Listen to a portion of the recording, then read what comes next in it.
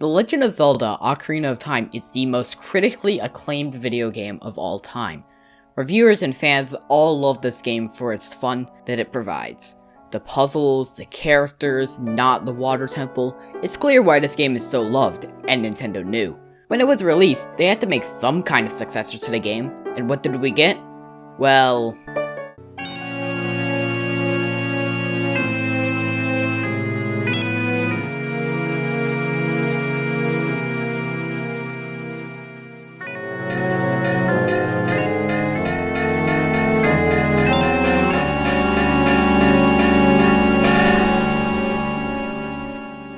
The Legend of Zelda: Majora's Mask is one of the strangest, darkest, and coolest games in the franchise. This game is very different from Ocarina of Time in many ways, with its much darker tone, the depressing feel, and its 3-day cycle system. But of course, we can't get into the game yet. You know me, I like to give a brief overview of how games are made before I talk about the game itself. Majora's Mask actually has an interesting development though.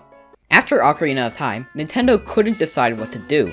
Shigeru Miyamoto suggested, "I've got an idea, let's resell Ocarina of Time, but dungeons are remixed and different." But Eiji Aonuma didn't want to do that. He felt like Ocarina's dungeons were made so perfectly he didn't want to change them and ruin them. He wanted to make a new game. So in response, Miyamoto was like, "Fine, make a new game, but you have 1 year to do so." So Aonuma went to develop the game. It is believed that the remixed Ocarina of Time, then known in Japan as Ura Zelda, may have become the Master Quest version released on the GameCube as a pre-order bonus of the Wind Waker. The game was different on a technical level compared to Ocarina. While they're both on the Nintendo 64, Majora requires the expansion pack to play. What this does is add 4 MB of RAM to the console, which may not seem like a lot, but for the time, it was basically doubling the RAM. This makes it one of 3 games on the system that require it, along with Donkey Kong 64 and Perfect Dark. Upon release, just like with Ocarina of Time, this game was praised as an incredible adventure game, though some didn't like how unfriendly it could be sometimes to newcomers and its focus on side quests more than the main story. With all of that out of the way, let's have a look at this game. This is The Legend of Zelda: Majora's Mask.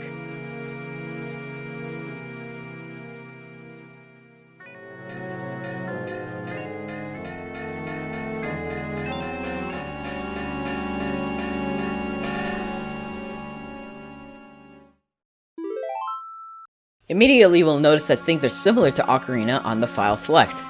Same options, same naming the file, but there are only 2 saves. The game starts up with text. It says that there was this kid who saved the world and is now looking for a friend, who is Navi.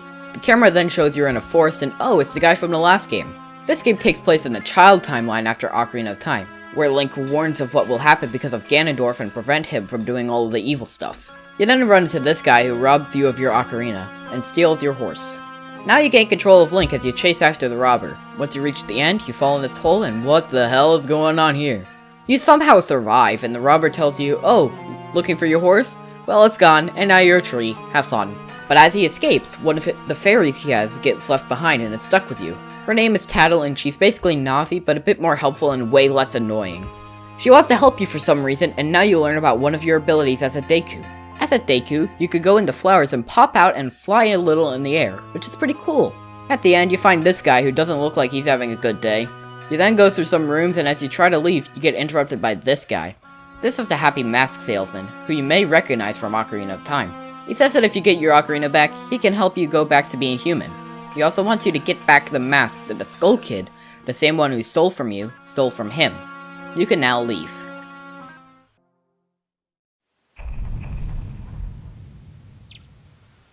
Welcome to Clocktown, the main hub area of the game. There isn't much you can do right now, but there are a few things you can do. First, go to the north part of Clocktown and enter this cave to find the fairy fountain.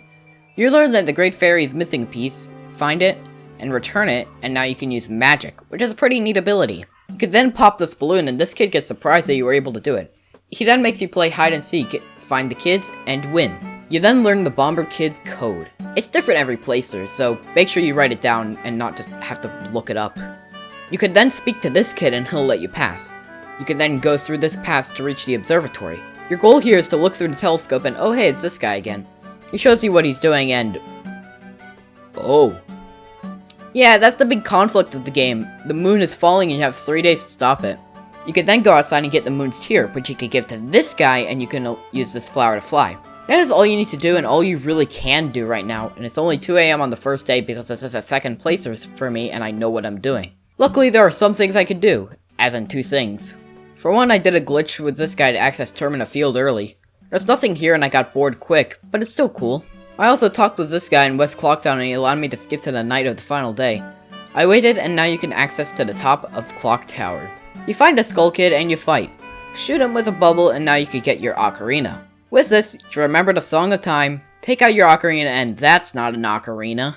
Play the Song of Time and now you're back at the first day. This is one of the main gimmicks of the game. You have 3 days to make progress to saving the world, but you have to constantly go back in time to save the world. It's a pretty cool concept. It's like Groundhog Day, but you have 3 days instead of 1 and have to save the world in those 3 days. Now you can go back to the mask salesman and he'll pull a giant piano out of nowhere and teach you another song, the Song of Healing. This song is very important to the story, so expect to use it a few times. Also, I just really like how it sounds. It's just so sad yet at the same time so soothing. He then asks for his mask, then he gets angry and describes how the mask, called the Majora's Mask, is evil and must be returned to him. The next place we need to go to save the world is the Southern Swamp. I wonder which direction that is. I don't know, I guess north? Going south shows you this cutscene of Tattle, where she tells you that her brother, and the Skull Kid were good friends until he got a hold of that mask and changed from mischievous to evil. Welcome to the Southern Swamp, the first area of the game. Going through this path here leads to this hut in a forest. This place is the Woods of Mystery. It's basically Lost Woods 2. Go through paths to progress, but take a wrong turn and you have to start over again. Great! At the end there's a switch who looks similar to that one from Ocarina of Time. She even has the same name. She asks for help, so I leave because I don't feel like being useful right now. Then I realize I need to help in order to progress the game, so I speak to this person and get this potion to give to her. I then get told by some monkeys that I need to help their friend, and I agree to helping because it is required. I go in this boat and kill this guy for fun. Welcome to the Deku Palace, the Palace of the Dekus. Putting on the Deku mask allows you to enter. The guard specifically tells you not to go to the left or right, so I go straight ahead like they want. I speak to some people here and learn that the king believes that this monkey kidnapped the princess, but the monkey insists that the princess is in danger and needs saving. Leaving has this monkey tell me to find a guy who sells me beans to save the monkey. Going through the east garden here to this hole where this guy will sell me some beans, with the first one being free. You also need to get some water here. You can go across these lily pads and reach some soft soil. Plant the beans and water them and now you are above the gardens. You need to reach the end without falling, and when you do, this monkey will teach you a song needed to access the dungeon. You then get kicked out and you can go over here and go across the big flowers to reach this owl who will teach you the Song of Soaring. Well, this does allow you to warp anywhere, as long as you have hit the owl statue. You can now access this area called Woodfall. Go through the pass and play the Sonata of Awakening to open the first dungeon. The first dungeon of the game is the Woodfall Temple. The theme of this dungeon is using Deku abilities to make progress. While going through the dungeon, you may notice that there are fairies here. There are a total of 15 in each dungeon to collect. Collecting them all isn't required, but it does give you rewards. This dungeon isn't that long and should be of no issues to complete. Like with Ocarina of Time, dungeons in this game all contain a map, a compass, and a boss key. Also in this dungeon is a special item, in this case being the bow. You can use the bow to shoot objects. Once you reach the end, you come face to face with the boss. In this dungeon, the boss is Odolwa. To beat this guy, you want to shoot him with an arrow and then you could attack him from there.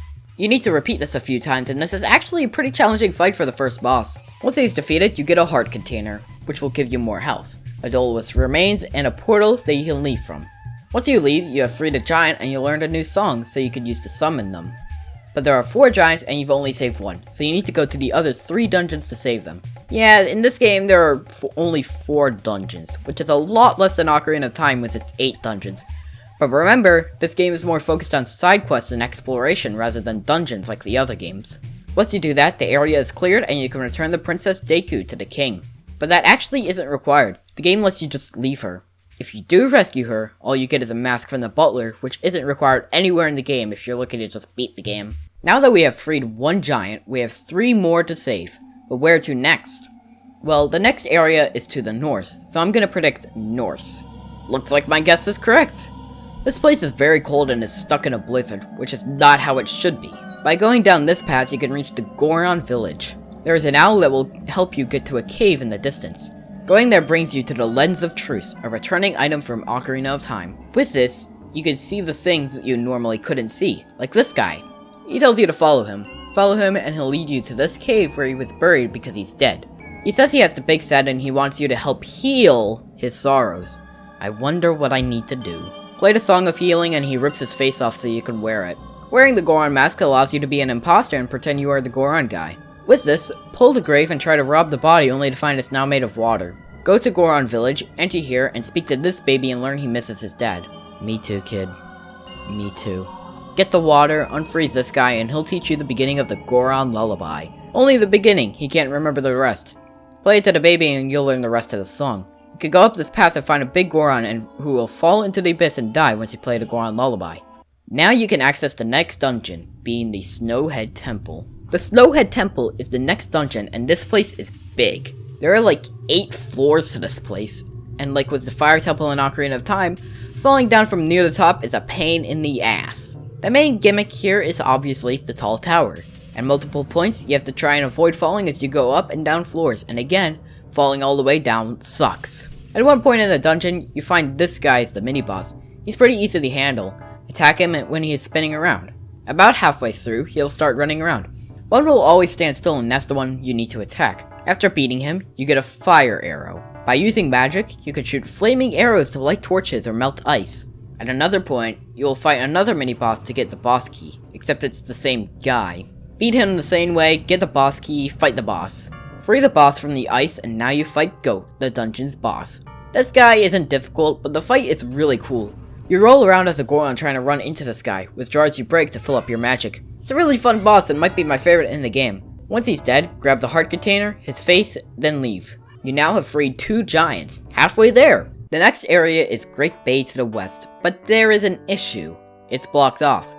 To get there, you need a powdered keg from this guy in Goron village. Blow up this rock on Milk Road and go to Romani Ranch. Here you find your horse Epona. To get her, speak with this girl and agree to play a shooting minigame where you shoot balloons. If you complete it in under 2 minutes, you get Epona's song, allowing you to summon her anywhere. She also talks about some aliens who like to steal cows, probably the most random thing this game has. This is a side quest and I'll talk more about those later. But for now, on to Great Bay. When you arrive, you find this guy dying in the water. Bring him to shore, play the Song of Healing, and he dies. Didn't really heal him, did that. After that, you get his face, which allows you to become a Zora, which means fast swimming. The Zora's last words stated that the singer of the band he was in lost her voice because her eggs were stolen. Your first goal is to break into the pirate's fortress and find 4 Zora eggs in there. This part of the game is a stealth mission, and it is really cool. Avoid getting spotted by the guards or wear the stone masks to make everyone ignore you. In this area, you could get a new item, being the hook shot. You can use this to attach yourself to certain things, allowing you to steal Zora eggs from the Gerudo. Once you do, you could go here and put the Zora's eggs in this tank. There are still 3 Zora's eggs left to obtain.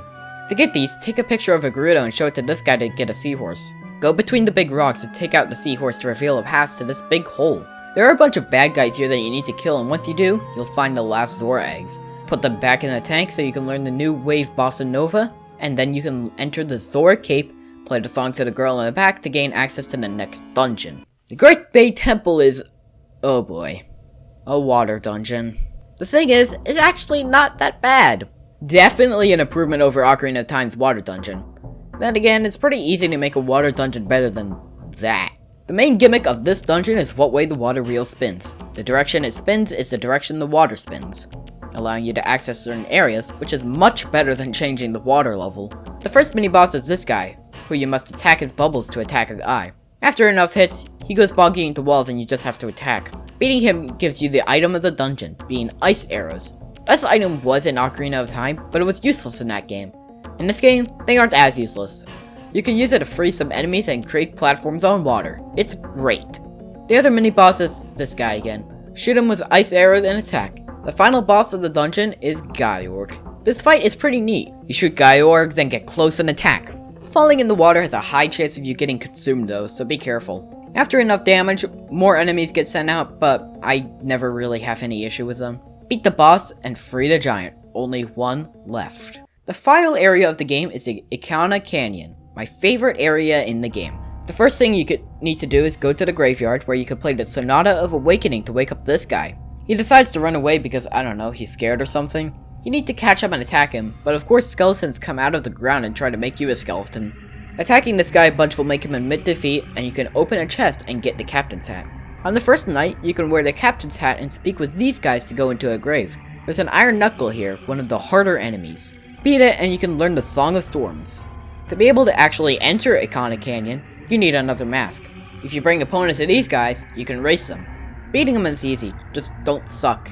You then get the MAJORA'S mask, which you can use to enter Ikana Canyon. The first thing you need to do is go into this cave, and this guy will tell you he's gonna kill you, but apparently playing the song to make it rain out makes him decide not to kill you. This also kills all the mummy guys outside. Occasionally, this girl will walk outside. When this happens, you could break into her house and find this mummy guy. I healed him and stole his face.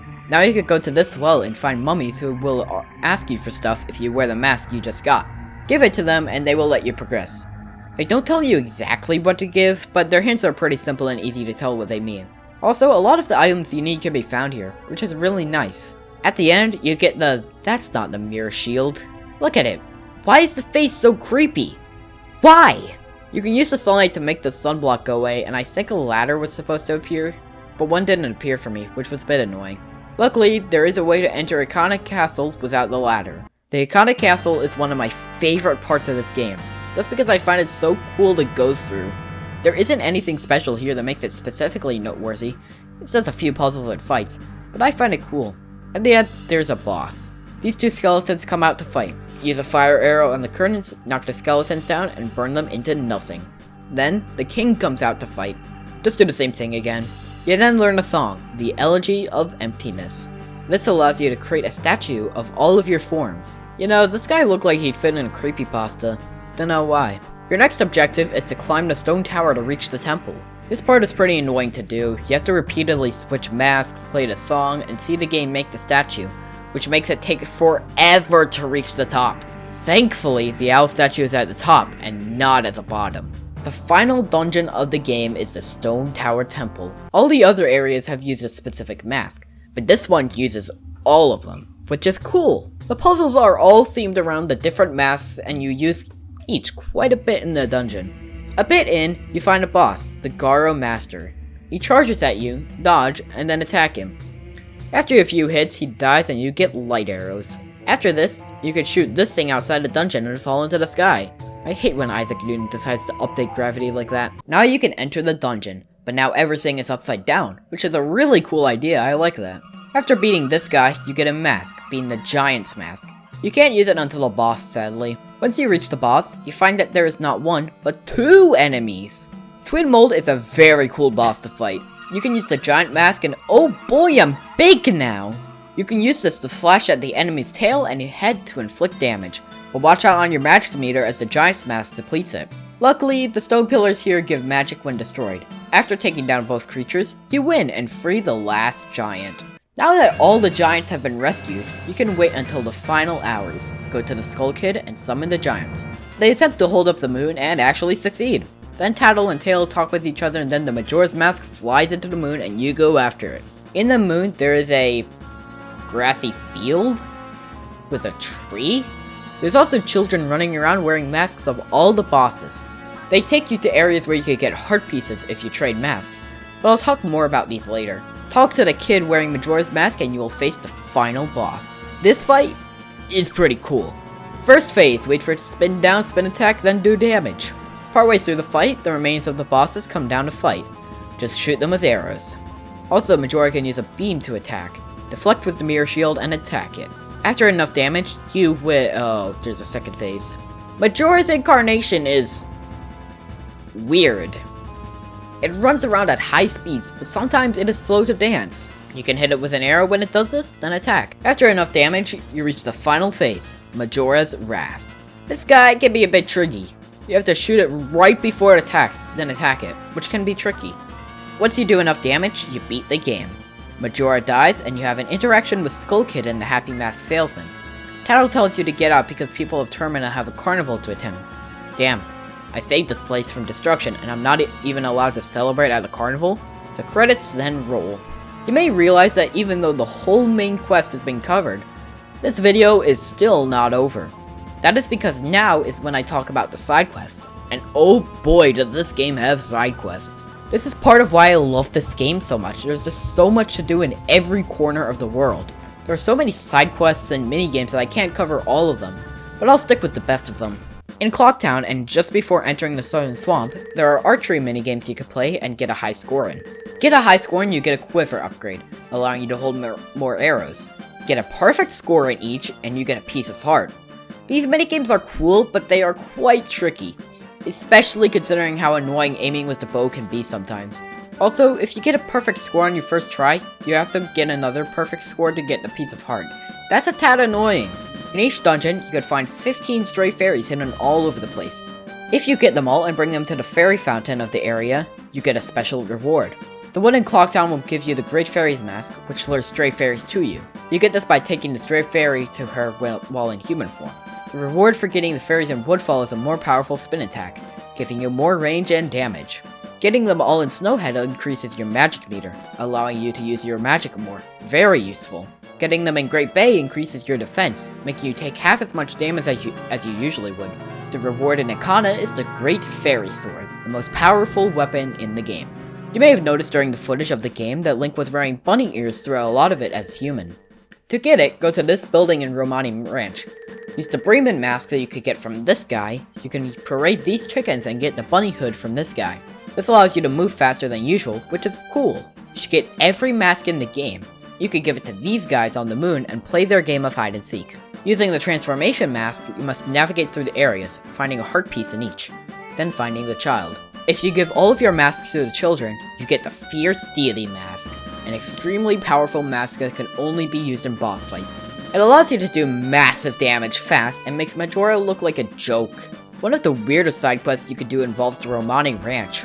On day 1, speak with this girl and she will mention that every year, aliens come and steal cows. Sounds very random, but at 1 AM that night, you could go back to the ranch and shoot the aliens to prevent them from reaching the barn.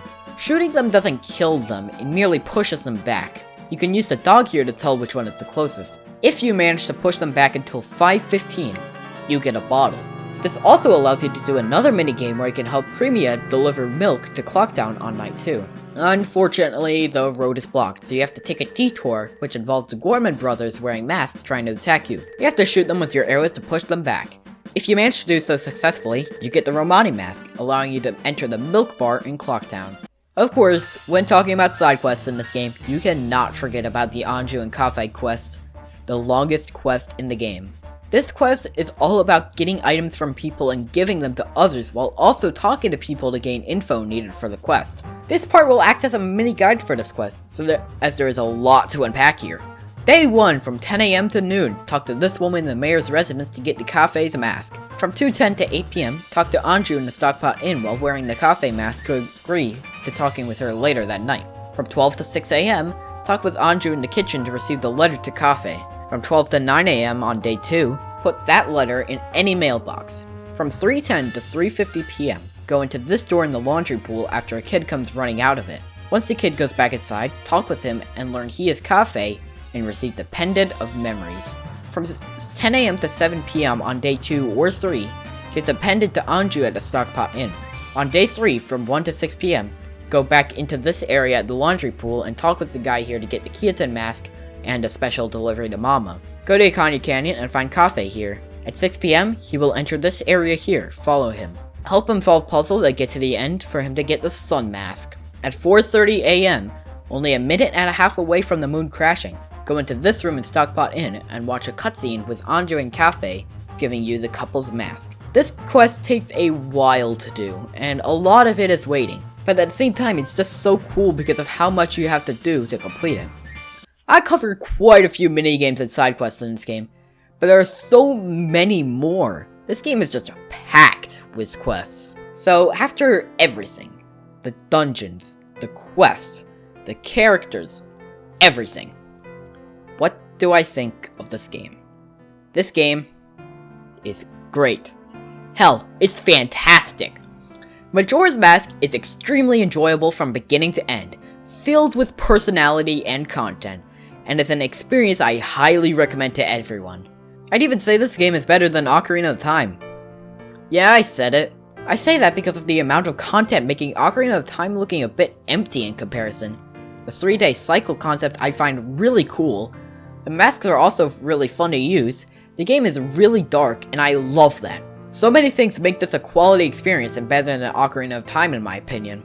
I know many will still say Ocarina is better, and while that game is still really great, I just find myself enjoying Majora's Mask a bit more. That's really all I've got. Next time, I'll talk about the Wind Waker. Thanks for watching.